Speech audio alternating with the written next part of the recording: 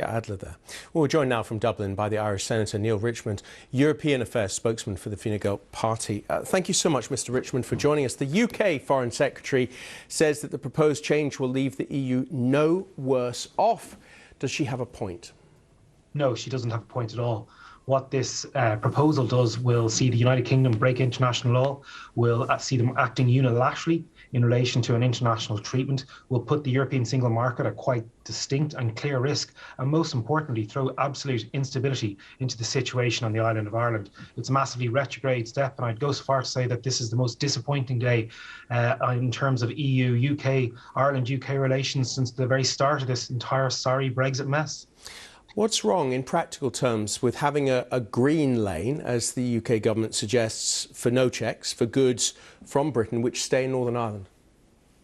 Well, there's a couple of things, because it's not just about green lanes and red lanes. One, it's ill-defined.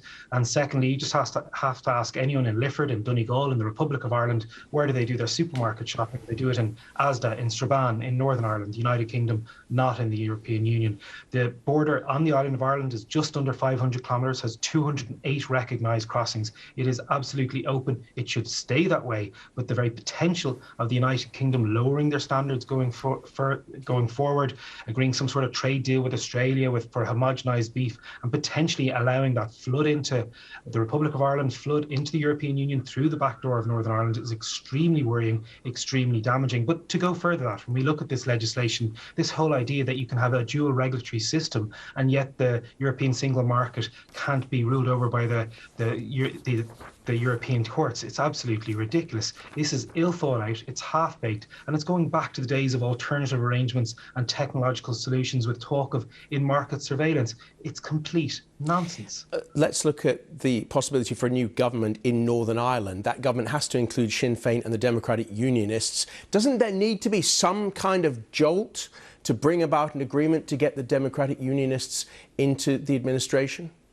No, there doesn't need to be a jolt. And throughout this process, I think this is the third or fourth time that this British government has tried to go for some sort of a jolt, resorting to threatening to break international law. It's not the way to do business. There are ongoing negotiations. There is an implementation committee. It hasn't met or in any substantial way since the 24th of February when the Foreign Secretary removed herself from the process. And how do we address the concerns of the DUP or the wider unionist community, which are legitimate? It's not by the DUP continuing to boycott and remove themselves out of the room. Just tonight, the DUP leader welcomed this move, but they didn't give any guarantee that this would see them going back into the executive. The legislation could take 12 to 18 months to pass through the House of Commons. We're not going to see that in time for the expiry date where we have to have new assembly elections in Northern Ireland. So this move, I don't see who it benefits. Is it beyond maybe just the internal politics of the Conservative Party or this British government? It's not going to get the DUP back into executive, and more importantly, it will do nothing to resolve the few issues that are within the protocol. It can be solved through negotiation. That's where the focus should be, not on continuing threats. You've described this as a low point. The Taoiseach has described this as a low point. Would the Republic of Ireland recommend legal action from the EU? I fully expect the European Commission to unpause legal action that it had paused in a sense of goodwill against the British government over other actions. I have no doubt the European Commission, through Commissioner Šefčovič, will potentially propose new legal action tomorrow, and I can't see any of my colleagues in the Irish government having a problem with that. The British government have acted terribly at a really concerning global time. To see the British government reduced to this and flying in the face of rule of law, it's absolutely disconcerting.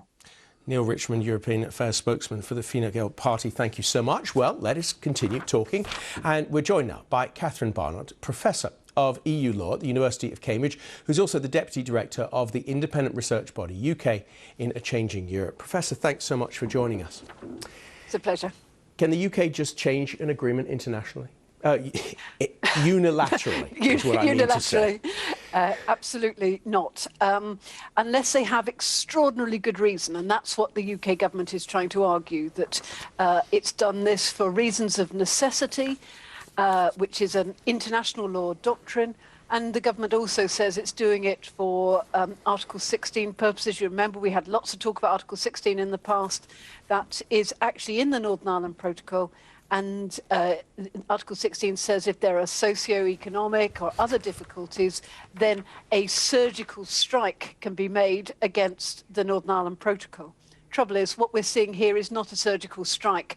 but a wholesale disembodiment of the Northern Ireland Protocol. There is not much left.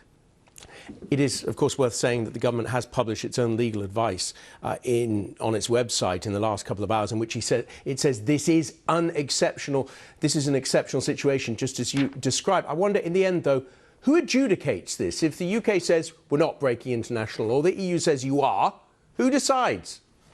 Well, that's an interesting question, because one of the things that the bill does do is to try and turn off any dispute resolution mechanism under the withdrawal agreement in respect of Northern Ireland.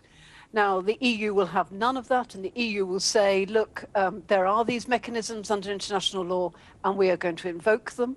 And what are those international mechanisms? One, enforcement proceedings, which we've already heard about from your previous contributor, but also a more standard dispute resolution mechanism under the withdrawal agreement itself.